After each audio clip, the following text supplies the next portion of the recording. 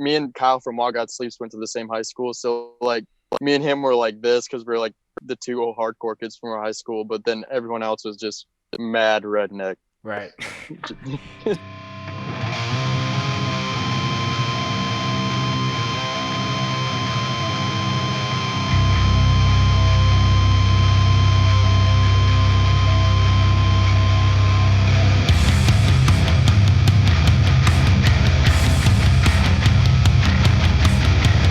Glad that you got the headphones. Sick.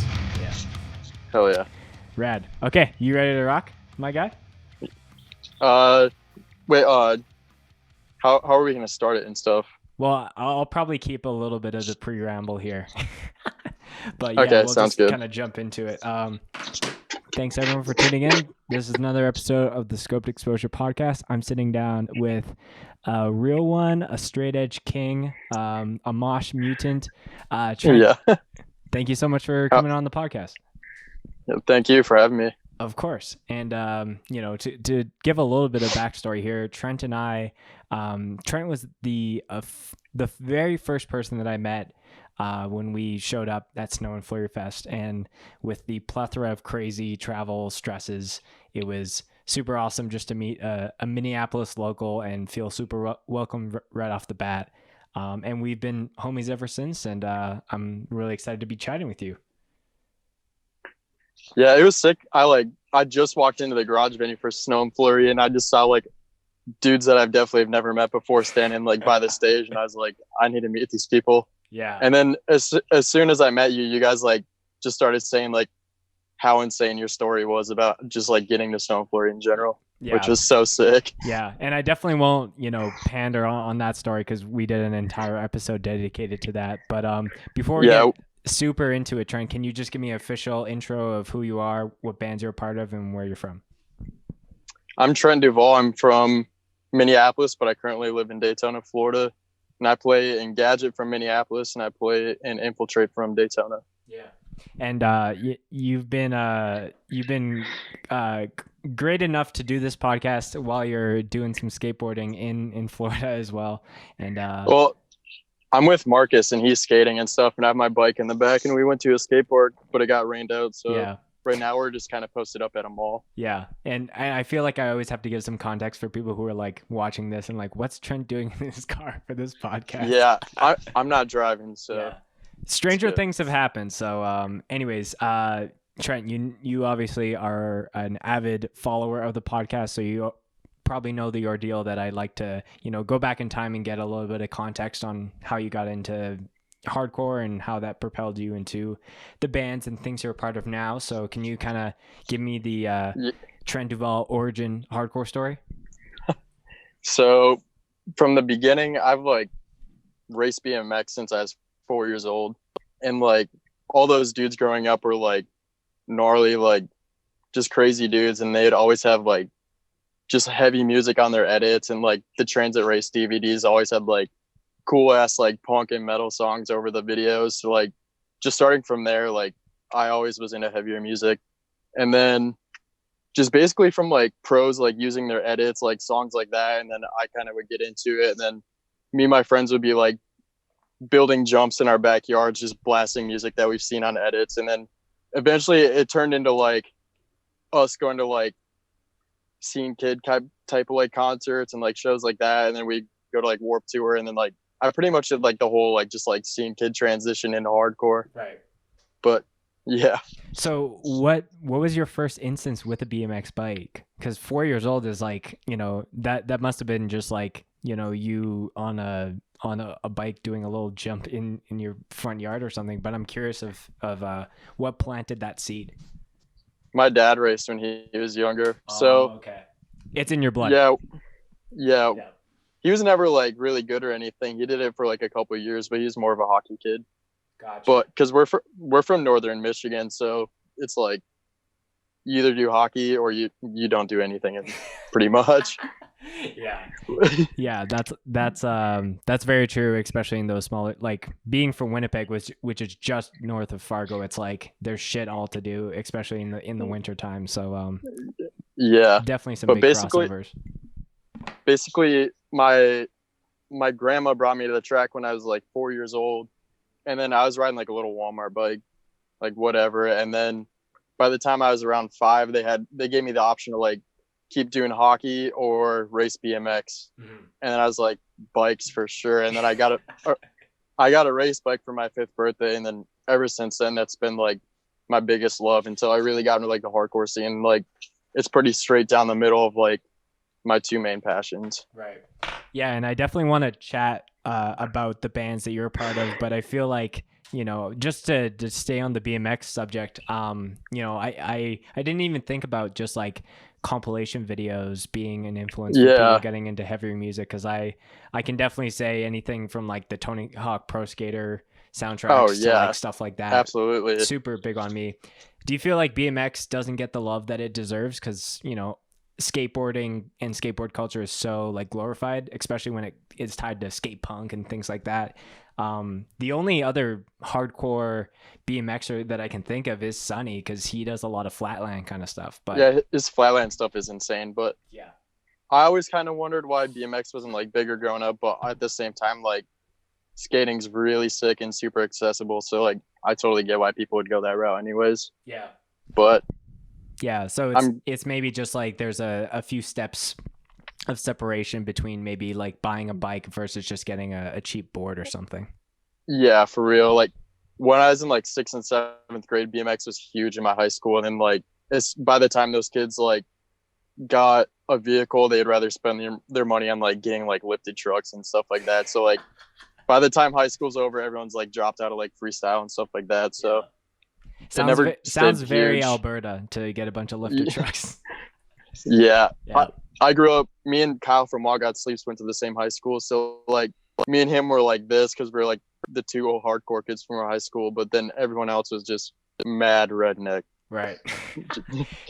Is it also because like, I guess like dirt bike tracks are maybe a little bit more rare to find them, or they're maybe not as common as like a skate park in different cities? Oh yeah, 100, definitely. Like, you got to know where a track is, and you have to have a membership, and like, there's like you got to follow rules, and you have to wear a helmet, and like, most people are like, nah, I'm good on all that. Yeah, a skate park is kind of like a no man's land as far as, you know, no supervision, just show up, you know, no experience or all the experience needed or whatever. Yeah, it's like, just go crazy, and if you get hurt, like, take care of yourself. And don't get the skate park in trouble. So especially dirt bikes being maybe a little bit more popularized with like bands like Stepping Stone just having revving engines and whatnot in their songs.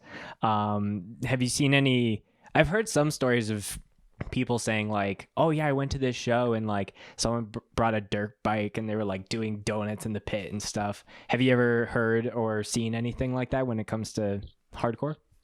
No, that would be so sick. That's definitely up my alley. Yeah, you're not opposed to doing something with one of your bands when it comes to both of your passions at the same time.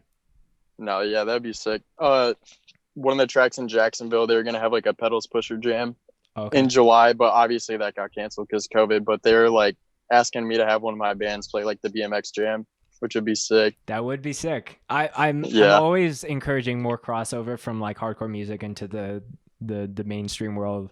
Just turn a lot of heads being like, what is going on? I was like, if this band plays, it's Infiltrate. I was like, we have like a 13-minute set, and it's definitely not like kid friendly, but if it got like a couple kids into hardcore, it'd be worth it for me. Right. And you correct me if I'm wrong, but was BMXing the reason that you wanted to move down to Florida mainly from being in Minneapolis? Yeah, so my team manager, her name is Lisa, and she's married to Drew. They just kind of hit me up. They're like, hey, I heard you wanted to do housing appraisals. So they're like, you should just move down to Florida and do your apprenticeship with us, and then you can just ride all the time and then get your apprenticeship done at the same time. I was like, yeah, I'll do that for sure. Yeah. And the tracks in Florida are like ridiculous. Right. They're all so good. Oh, I can imagine. It's kind of like more beachfront. Yeah, it's awesome. Yeah. So, anyways, to fully transition into the bands you're part of, Gadget and Infiltrate are the 2 main pillars there. I'm sure a few people who are listening or watching know of Gadget, probably from the Snow and Flurry set that we filmed. But I'm sure there's a number of people that just have fucked with your band for the longest time anyways. Can you just talk to me about what that band is and, you know, what the vibe is for people that might not know? So Gadget, I pretty much hit up Noah and was like, I want to start like a straight edge band in Minneapolis. And he's like, it was like few and far between like people that wanted to play in hardcore bands that were straight edge that we were friends with. So I think we hit up Olivia at first, and then we hit up Eli at first, and then we're like, all right, who's going to play bass? So we hit up this guy named Bill. Shout out Bill. Sorry. But I don't know what happened. Like, we just kind of like gave up on like the group chat and stuff. And then eventually Olivia DM'd me and was like, hey, I heard you wanted to start a straight edge band. So I was like, yeah, bet. And then we eventually had practice, and it was just me, Noah, Eli, and Olivia at the time. And then we're like, Olivia was like, I want to play in something that could just sound like Fury to Foundation. Like, it doesn't have to have like an exact like sound. And then we rewrote the Criminals regret thing like pretty quick, and then we recorded it shortly after. And then we put that out in like December, I think. And then we didn't play a show till February because we put out that, and then I moved to Florida immediately after. And they're like, thanks. Yeah. Appreciate that. You're like, thanks for putting these sick riffs together and then just like dipping. Yeah. See ya. Yeah. But we didn't know if we were going to be like a serious band or not. And then we played a show and we're like, yeah, we love this. Like, I was like, I'll fly back as much as I have to make this happen. Yeah. Yeah. And I've been in that. I've been doing that dance as well, like having a band in Winnipeg and doing shit now in Calgary. And, you know, it's possible. It just, you know, it takes planning and communication and trying to figure things out. Yeah, it's always worth it. Oh, 100%. Yeah. And then when did Jake join up with you guys? This story's insane. Oh, okay. We played our first ever show, which is a sick lineup. It was Gadget, Life's Question, Low End, Cross Me, and Dare. Olivia booked it. Yeah, that was our first show. It was That's so insane. sick. That's a stacked lineup. Yeah, and Jake was there, and he seemed pretty like pumped on seeing Gadget for his first time. Yeah. So then we had a show. Our second ever show was with Buggin' Out in Chicago, and that was before we were friends. And then like that show made us like this, but we had practice before the Chicago show, and Eli's like leaving to help Olivia load up their stuff into the car, and he steps on a patch of ice and just snaps his ankle. And then shit. Yeah. Okay. He breaks his ankle, and then pretty much we bring him to the hospital. We didn't know it was broken because he broke it and then walked up Olivia's like apartment stairs on it. And we're like, okay, it might not be broken. Like, we might still be able to go play the show. Yeah. And then we bring him to the hospital, and both bones are broke all the way through, and he had to get plates. He had to get plates in his legs. So that kid's a freak. That kid's a freak for walking on that. So then we called Jake. We're like, all right, you want to fill in and play this show? He's like, yeah, of course. So we went and taught him the set that night. And then he drove separately. So then we get to Chicago, and then he calls us. He's like, yo, I broke down like halfway to the show. Oh, so he no. gets stranded. Yeah, he gets stranded for like 2 days on the way to Chicago. So like, yeah, he's like stuck there, and we get all the way to the show, and then we're like, all right, how are we going to do this? And so Peyton from Buggin' Out just learned all 4 of the demo songs. Wow. So we taught 2 people the set. And then, yeah, we literally just played 4 songs in Chicago. That's an insane story. It was the most like stressful 24 hours of my life. Because I was already stressed, and then Jake called me. He was like, yeah, I'm not going to make it. And I was just like, we were walking around downtown Chicago, and I was just like violently shaking. I was so like, just like anxious and stressed. I'm like, I don't even know what to do. Like, jeez, are we just going to be in Chicago? Like, and just chill. Yeah, but can't just be bass and drums and vocals. Like, you need the guitar to actually push the song forward. That is hilarious. Sorry, you go. It's worth it for the story now, but like at the time it was mad stressful, and like the whole situation made us become like so much closer with Buggin' Out, because before I only knew Brandon from Force Impact. Like, we'd always see each other, and he was in Backbone. But yeah, so we ended up going to their practice space and then teaching them the songs quick. Yeah. And then, yeah, I don't know. After that, yeah, just been tight. Yeah, and feeling a little less stressed as far as that particular show.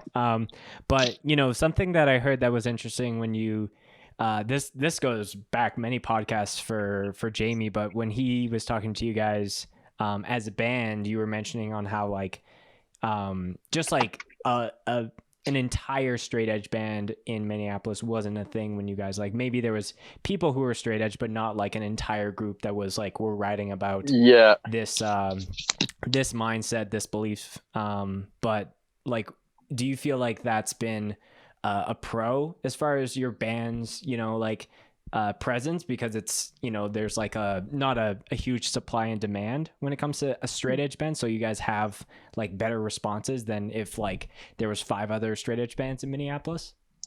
Yeah, definitely. I think when I first started going to shows, there was that band Relentless that had the reunion at Snow and Flurry. Yeah. I don't know many of the members, but I know Bellamy, he's cool. But yeah, that was like the one straight edge band from Minneapolis that I knew when I started going around, and then they stopped. And then yeah, when we started playing shows, like I started seeing way more kids like X up at shows and like would just be like proud to be straight edge. And I was like, that made me super happy, because like it definitely would just be like me and this kid Owen and maybe like 1 or 2 other kids that would just like X up at every show. Right. But yeah, like every time we play, there's like, we just bring the marker and everyone's Xing up, and I love it. Right.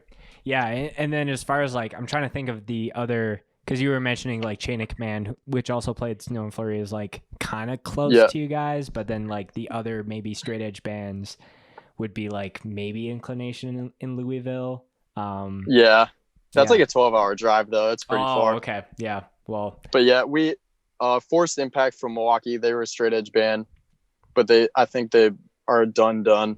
And Chain of Command is like a 4-hour drive, but Des Moines and Minneapolis are very tight knit. So gotcha. Yeah, I would consider them like they're basically a Minneapolis band at this point. They're sick. They're sick. Yeah. Speaking of Minneapolis as a whole, I'm curious on this, and I hope I don't jinx anything when it comes to Snow and Flurry 2020, if that's even gonna happen. But I know like Snow and Flurry Fest used to be in Fargo for the years. I think it was like 4 years, and then the 5th one that we filmed, that was kind of the initial transition into being in Minneapolis. Like how were you going to Snow and Flurry Fest in years past? What was kind of like your takeaway with that fest officially coming to Minneapolis that year? Fargo used to have like a very popping scene, so like every year, like I went to Snow and Flurry, like I think the 2nd year started through through all of them, but the vibes were like always sick up there. Like kids would pop off, and it was always like super packed. But I think a couple of years ago, the last years in Fargo, like it wasn't as big. So then I think they made the choice to move it to Minneapolis, because Minneapolis is like a pretty popping scene right now. Right. So I think it was a good decision to move it down there. Yeah. And it's more centralized, and there's like an airport nearby that's a lot cheaper to fly into. Yeah. So I think it was a good choice. Yeah. I felt like very, very fortunate to be able to come down there and capture all those sets, and, you know, a lot of timely bands and sets too. Like it's always a blast for me to see a band like Stepping Stone that I've seen well into the double digits, but like to see them have a response. I'm sure that's not their first time down there, but like, it was very, very special for me, and to see all these other new bands as well. It was it was a rad time. Minneapolis loves Stepping Stone for sure. Yeah. hard back of that. Is there any other Minneapolis bands, if someone's listening, that you want to just quickly shout out? Optimal Crime just put out new stuff yesterday. It's really sick. Oh, and then yeah. I did listen to that. And then Kyle's bands, While God Sleeps. He wasn't Avarice. I don't think they're doing stuff anymore. And then Kyle and Jake have a band together right now. It's called The Last Nail. I think they're about to put some stuff out. It's like very like Mammoth Grinder. Oh, cool. Yeah. It's really sick, and the recordings just sound like like straight out of a trash can. I love it. And Jake's in a power violence band called Twin Tombs as well. Yeah. I'm kind of blanking right now. Grimlight, sick band. Grimline. I was blown away when I heard that EP. Kyle from Wild God Sleeps is so good at just sharing shit on Spotify like the minute it drops, and then I'm like, I can check it out and put it on the playlist right away. Oh, I lost your video. Whoa. Oh, we're good. Yeah. But I feel like Minneapolis has like, you know, I feel like I just saw the tip of the iceberg when I was down for Snow and Flurry, and you know, I really hope that, you know, we can come back there for the fest, but also for other opportunities in the future as well. Does Gadget have anything coming up that we should make light of? I mean, prom corps, but I don't even know like what's gonna happen with COVID and all that stuff. Right. Pretty much we're just chilling until like stuff's safe and ready to roll. Mm-hmm. At this point. Yeah, it's all you can really do. Like, I know that Motor City Fest in Detroit was, you know, that was something. Ironically, I filmed that Anti-Up band because Enemy of God played that show, and the singer who puts on that fest was like, yeah, let's get you down there. And it was like just before the weekend before it happened, which would have been this weekend actually, if I'm thinking about it correctly. They had to be like, yeah, with the new regulations, it's not gonna fly. So it's tough. I feel for all the promoters right now who are like trying to make, you know, shit happen, trying to plan and have people hyped about music when it feels, you know, you're really up against a wall in a lot of these cases. For real. Yeah. I have a quick thing. Yeah. I started at 95% and it just popped up 20% remaining. Oh, okay. Do you need to charge her up? Yo. You hear me? Yeah, hold up. I just gotta plug it in. Okay. I don't know how it killed the battery so fast. Honestly, man, like I did a live stream just like the other day, and I had my phone fully charged, and it was like at 20% when I finished it up. Insane. It has something to do with the screen just being on like full blast. Yeah. How's the audio? Audio's good. I'm good to keep rocking if you are. Sounds good. Also, are you gonna leave that in or cut it out? We'll have to see. I was gonna say you're drinking Wendy's. Oh yeah, we just hit a drive-through as fast as possible to get to the skate park to try to beat the rain, but still didn't work. That's fair. Have you had do they have the veggie Wendy's burger down there? I don't even know. Oh, okay. I try to avoid fast food as much as I can. That's fair. Yeah.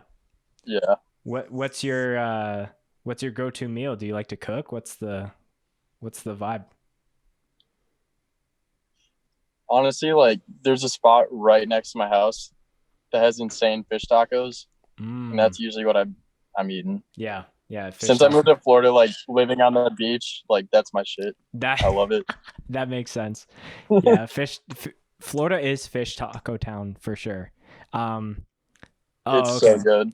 So to go back to our original conversation, so I wanted to bring this up because you are a Minneapolis local, maybe don't live there anymore right now, but obviously with what's going on around in the world, I was just more so curious about how the stuff in Minneapolis, as far as the origin of how the rest of the world is reacting to what's going on with George Floyd and Black Lives Matter. I was just curious if you were in town for any of that while that was happening, or if you were just getting the play-by-play from homies. I was getting the play-by-play, like all like the group chats I'm in with like all my friends from back home. Like they were keeping in touch about everything that's happening, and they'd be like, "Yo, like we need like medical supplies on this street and that street." And I felt like garbage being in Florida. I was like, I would do anything to be there right now, but yeah, it just like all of a sudden it just flipped a switch, and they're all like, all right, we're out on the streets. Like, yeah, it really was done. Like a night and day. Like I was already having, I think the week that was all happening, I don't know if you saw it, but I had made all these like face filters for Instagram where maybe I'll just show it to you here. So it's like I'm sure you used any of those face filter technologies on Instagram where it's like, which band are you or whatever. So I found out how to make those, and I was like doing them for every like Western Canada like province, like just put in a list of maybe 50 bands and it just randomizes. But for me to post that I had made those was the week that was happening. So it's like, I need to get this out so I can actually like focus on what's going on and, raise awareness and make content and not seem like I'm just like not being aware of what's happening in the world. Yeah, absolutely. Yeah. What has there been any like, have you been back since all the riots originally started, or you've been in Florida the whole time? I'll be back. Yeah, I fly out on Thursday and I'll be in Minneapolis like Thursday and Monday, but I have to go to Northern Michigan. Right. See my grandma next weekend.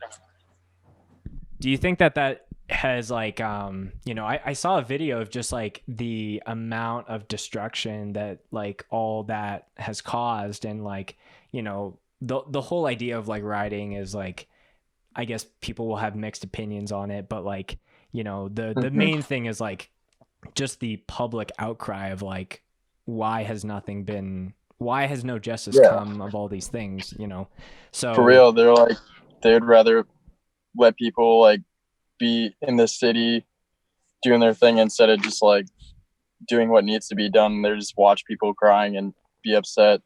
Yeah. But yeah, I think I saw a video where someone was like, just saying if no one is gonna step up and make real change, like I hope it doesn't come to this, but the entire country could be burnt to the ground, really, just as far as like, people being just upset that like their local areas aren't doing anything, or just other places around the country. So yeah, it's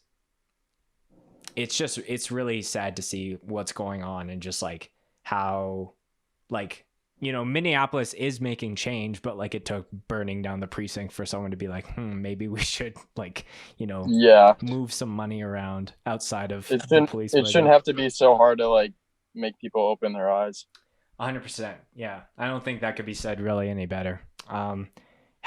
What's the vibe in Florida right now with this? And I know Florida kind of gets a bad rap most of the time when it comes to just like, especially stuff with like COVID and whatnot. Like, I think you and I were talking about this earlier on.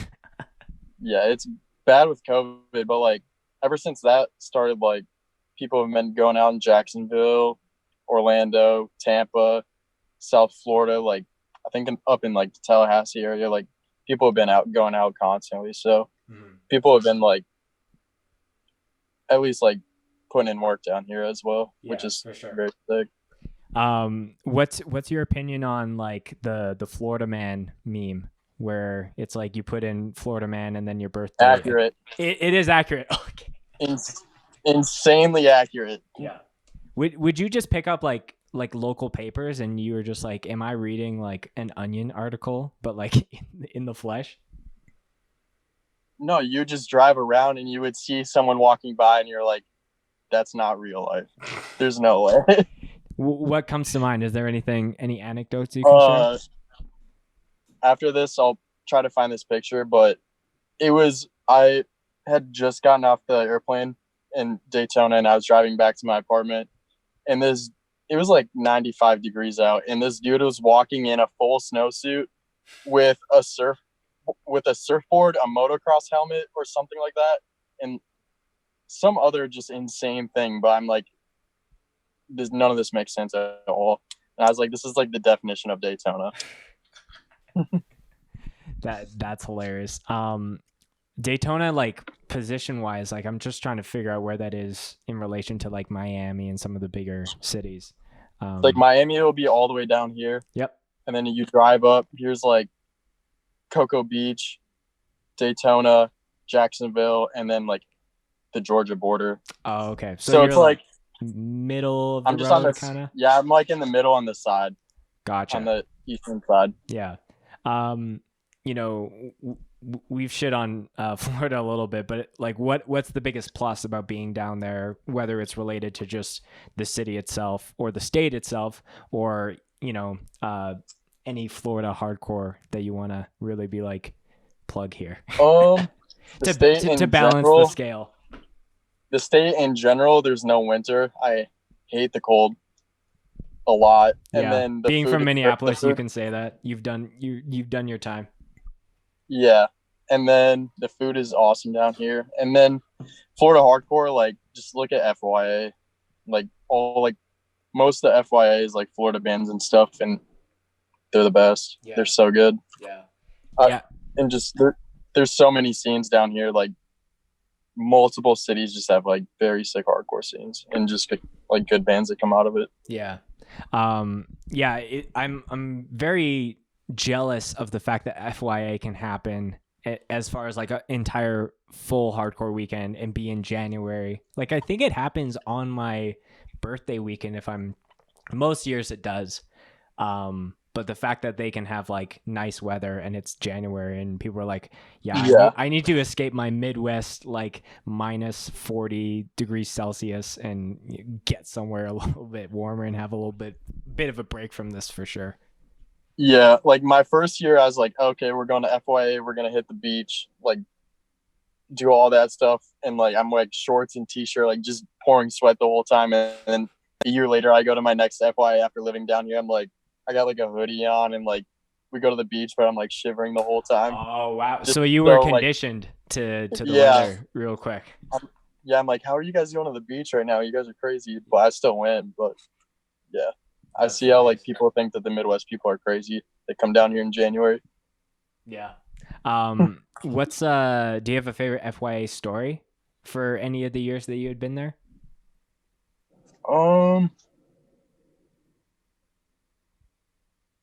Not really in particular. Like the pre-show this year was like insane, seeing Unbroken Wings and Black My Heart, and like Crowbar is such a small venue too, and like it was just like all like the old heads just going actually insane. Yeah. That's certain things that I wish more bands of that magnitude did, like huge bands just like popping up in really small scenes in small spaces and just like, making it an actual just chaotic just time for everyone. Yeah. I wish more bands did that. The energy was unreal. Mm-hmm. Yeah, just stage dives and fists and everyone's packed sick together. So speaking of moshing, a good friend of mine, Jessa, was down at LDB with you and a number of other homies, and we were chatting about how just you are an actual mosh mutant and you have an insane stamina when it comes to that. So what's your like pre-show fuel? What keeps you going from first band to the closer? I don't even know. I feel like it's just from racing my whole life. Like, and I'm like always like conditioning for training, and like BMX, like I have to work out all the time for that. So I just feel like I just have like decent energy in general. Right. When it comes to like that. But the person I'm with now, Marcus, that dude is an actual freak. Yeah. Dude is an animal. It is true. There's a number of Snow and Flurry scope videos where he is just like flipping like someone out of like a stick animator. Like someone made him do that, and he's it's crazy. I've had a few conversations just the importance of moshing, and I even remember when you were like saying that you were going down there, like I'm excited to represent Minneapolis, and obviously that's not just being in the building, that's like going off for certain bands and doing that. What's the why for you? Obviously moshing is sick and it's fun to do, but like what's the greater purpose behind it for you? I don't know. I feel like at LDB, it's like you just stand in the front, and it's like the Midwest vibes where like everyone's friends, like everyone's just having fun, and like you look left to right, and like everyone, and like everyone's smiling. You can just front flip on their head, like on their backs, and everything's chill. And I don't know, like you just go out there, and if you feel it, you feel it. Mm-hmm. You just go. Yeah. Do you have a favorite mosh or flip story, either that you conjured or just had someone do something to you? Colton Armstrong from Oklahoma City is like that dude has flight that nobody else in hardcore I've ever seen have. Like any set that you ever watch from LDB, Colton's like 7 feet in the air off the stage. Yeah, dude is awesome. He's got like a cape behind him, just like Superman pose. Yeah, that dude's got springs in his knees for sure. What were those called? Moon shoes? Where you would have like the platforms and just jumping off? They're just built into his body. Yeah, it's awesome. Yeah. I was gonna ask on LDB. That was the very last festival that kind of happened before COVID kind of hit, and a lot of festivals since have been canceled. What do you think? What's your thoughts on like people trying to do like online streams of performances or resharing stuff from past years? I get the intent to kind of keep hardcore alive and especially for someone like myself who documents bands, like I'm trying to just like keep the conversation going so that when we all get back into the pit and into a venue, and I'm always thinking about that very first note that's played of that first band of a show and just people just being like and just going off. But yeah, how have you been like not only keeping yourself like I guess invested, but also just like maybe the people that in your scenes that don't have it as ingrained to go to shows and things like that? That's a pretty big question, but I feel like people that are uploading stuff, like everyone's watching it right now. Like every time, like before I go to bed, I'll like go to like recently uploaded on YouTube for like people I subscribe to. I'm like, oh, like a new set's uploaded or like a new podcast about hardcore is uploaded. Like I'm on that like right away because I'm like, I miss this shit so much. Right. Like I would do anything to go to a show. So like anything involving hardcore that gets uploaded right now, I'm like, that's like the first thing I'm gonna watch probably. Right. Do you think that there's going to be maybe a hesitancy with people going to shows initially, where I'm sure there's going to be people like if they could go to a show tomorrow they would, but there might be people who are like, I don't know, like it could get to the extreme that they don't want to go to a show until a vaccine is made or something to that effect. Yeah. Right at this point, I feel like some people are going to stop going to shows because they're scared, but on the other hand, I feel like a lot of people are realizing that like that they can't have shows. It's going to make them like come out of like retirement because they're like, damn, like now that I don't have shows, it really makes me fucking miss shows. So I'm going to be at a show as soon as they come back. Yeah. So I feel like it's going to balance out. Yeah. That does make sense. And I think that there is a handful of people in every scene from every city that, they're like in their local scene, but they are very choosy of the shows that they go to. Well, someone like myself, I'm like, I need bands to film, so I'll literally go to any show that I can. Yeah. I'm the same way. Like, if there's literally anything like within an hour and a half driving, maybe even 2 hours, like if I'm off and like available to go, I'll go to literally every show possible. Yeah. I'm the same way. Yeah. I know.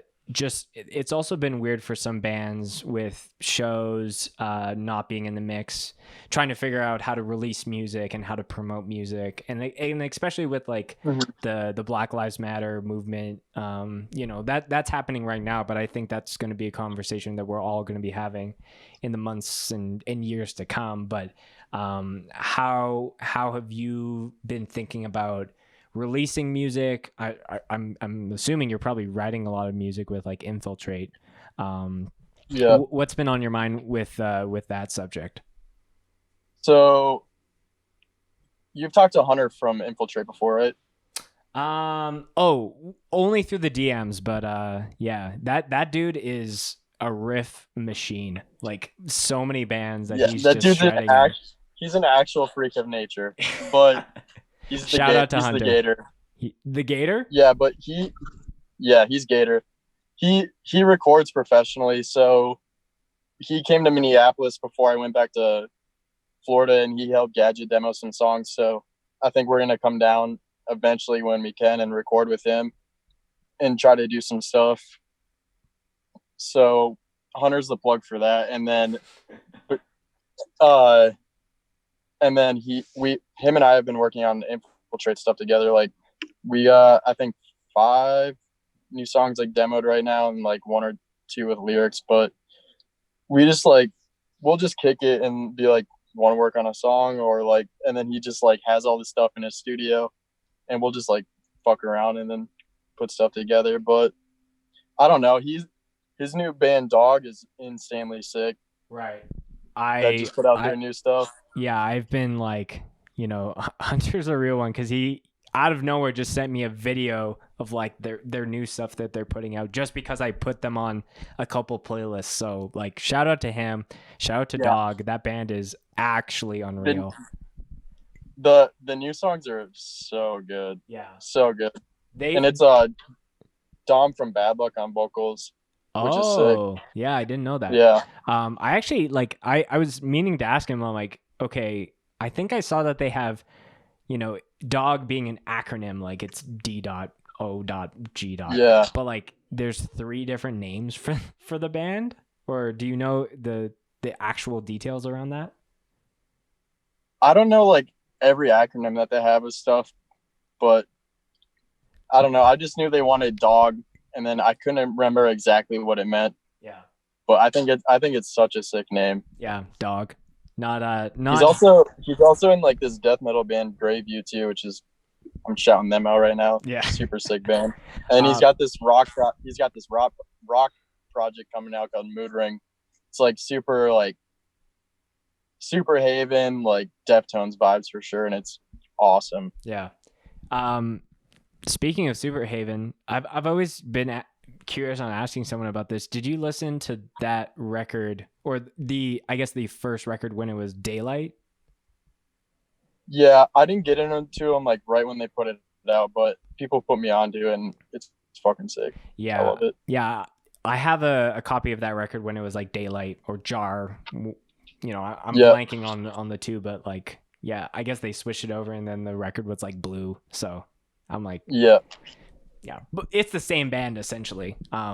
Yeah. We're getting off topic. What I wanted to ask you was your band Infiltrate that you're doing this shit with Hunter.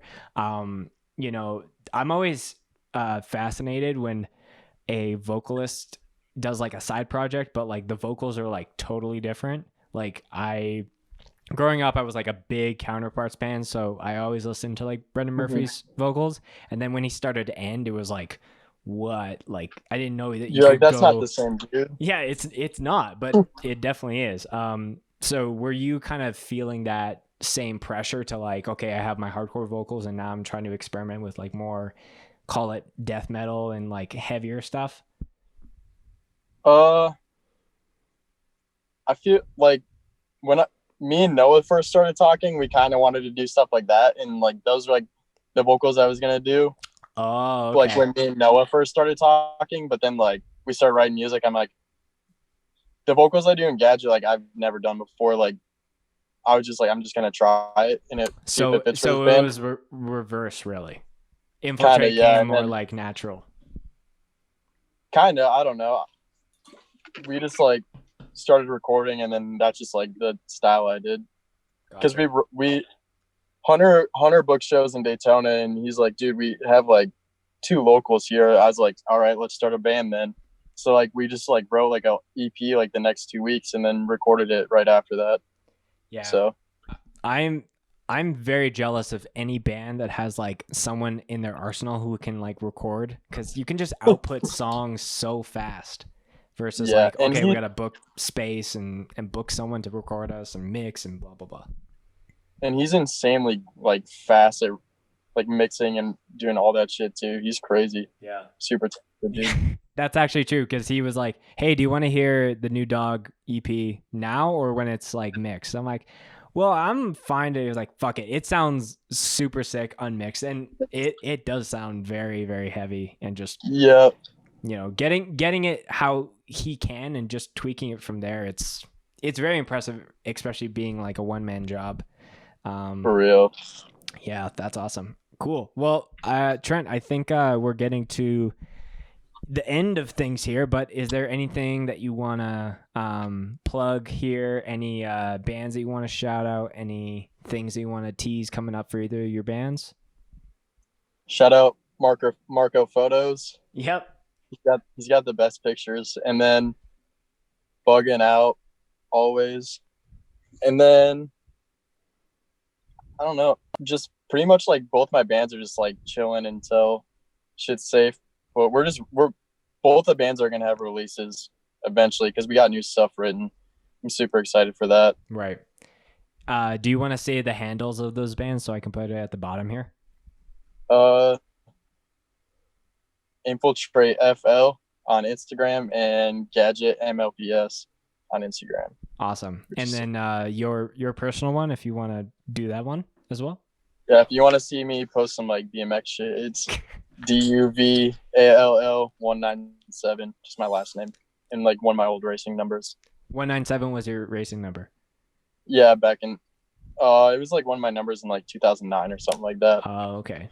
Do you like pick that, or is that just like no? Your number changes every year. Oh, based off what though? Just like points and rankings and stuff. So is it like the higher the number, or is it like reverse? Yeah, 197 though. Like that was like when I was an amateur, and I got like 197 out of like literally everyone. But I don't know. I wasn't like super good when I was younger, but I just thought the number was sick, so I put it on all my social media. Yeah. Well, like 197 Media, shout out California homie who's filming which shit, is sick. So, you know, good tie there. Well, Trent, Definitely. This has been great. You're someone that has rode for Scoped the minute that we crossed paths, and I really appreciate that. Huge Gadget fan. I hope that we can bring you guys up to Canada once all this shit is cleared. Definitely. And thanks for coming on the podcast and shooting the shit with me. Yeah, appreciate it. Of course.